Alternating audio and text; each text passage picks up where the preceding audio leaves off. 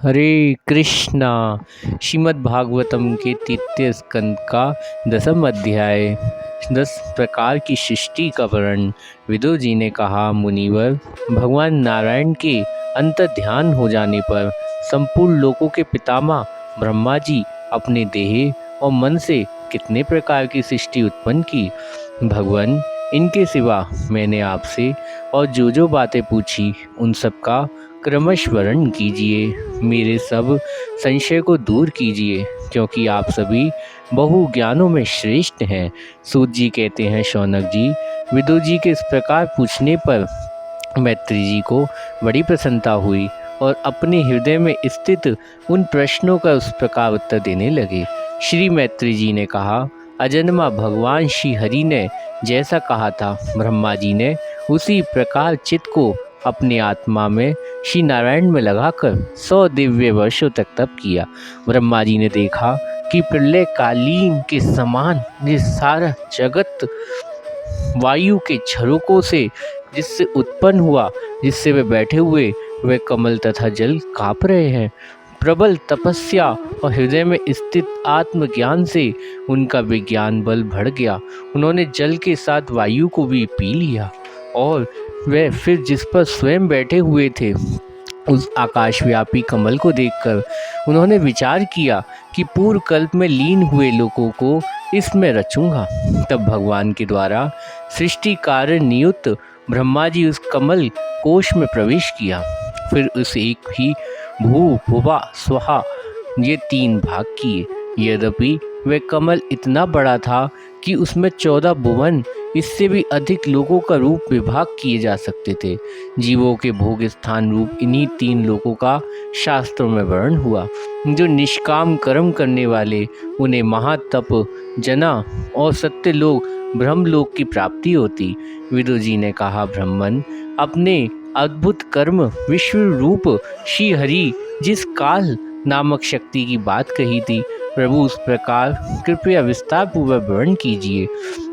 श्री मैत्री जी ने कहा, विषयों का रूपांतर बदलना ही काल का आकार है। स्वयं तो वह निर्विशेष, अनादि और अनंत है। उसी को निमित्त बनाकर भगवान खेल खेल में अपने आप को सृष्टि के रूप में प्रकट कर देते। पहले यह सारा विश्व भगवान की माया में लीन होकर ब्रह्म रूप स्थित था। उसी को अव्यक्त मूर्ति काल के द्वारा भगवान ने पुनः पृथक रूप से प्रकट किया। ये जगत जैसा अब वैसा ही पहले था, भविष्य में भी वैसा ही रहेगा। इस सृष्टि की 9 प्रकार की होती है तथा प्राकृत वैकृत भेद से एक 10वीं सृष्टि और भी है।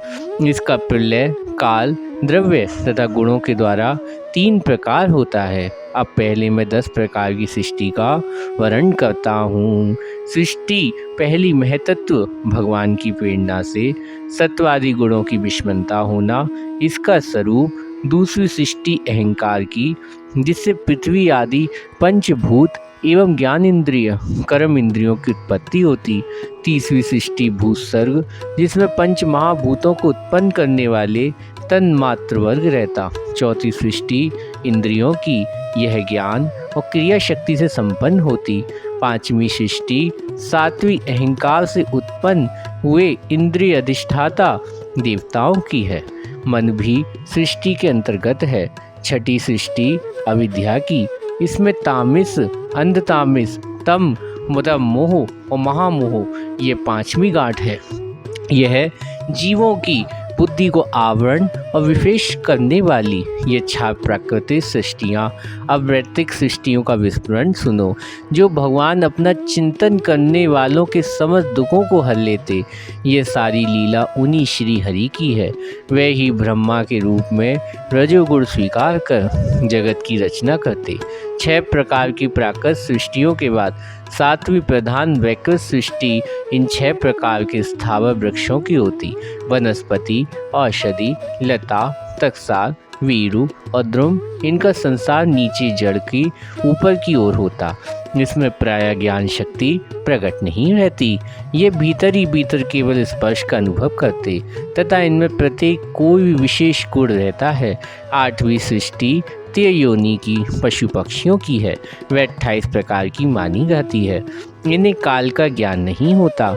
तमोगुण की अधिकता के कारण ये केवल खान पीना, मैथुन करना, सोना आदि ही जानते हैं। इन्हें सूंघने मात्र वस्तुओं का ज्ञान हो सकता है। इनमें हृदय विचार शक्ति और दूरदृष्टता नहीं होती। साधु श्रेष्ठ, इन तियकों में गौ, बकरा, भैंसा, कृष्ण मृग, सुअर, नीलगाय, रूम नाम का मृग, भेड़ और ऊँट ये दृश्यप 2 खुरों वाले पशु कहलाते। गधा, घोड़ा, खच्चर, गौमृग, सरफ, चमरी ये 1 शब खुर वाले। अब 5 नख वाले पशु पक्षियों के नाम सुनो। कुत्ता, गीदड़, भेड़िया, बाघ, बिलाव, खरगोश, साही, सिंह, बंदर, हाथी, कठुआ, गोला, मगर आदि पशु।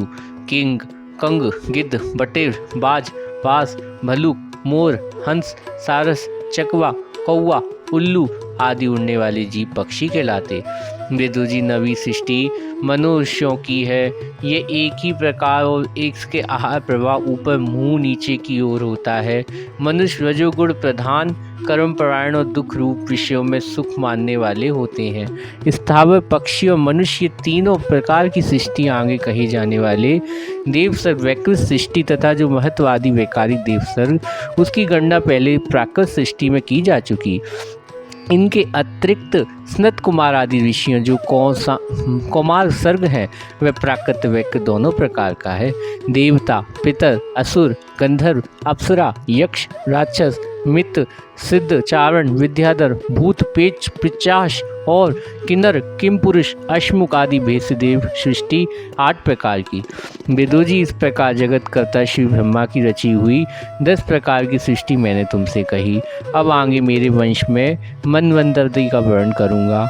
इस प्रकार सृष्टि करने वाले सत्य संकल्प भगवान श्री हरि ही ब्रह्म के रूप में प्रत्येक कल्प आदि रजोगुण व्याप्त होकर स्वयं ही जगत को अपनी ही रचना करते हैं। हरे कृष्णा।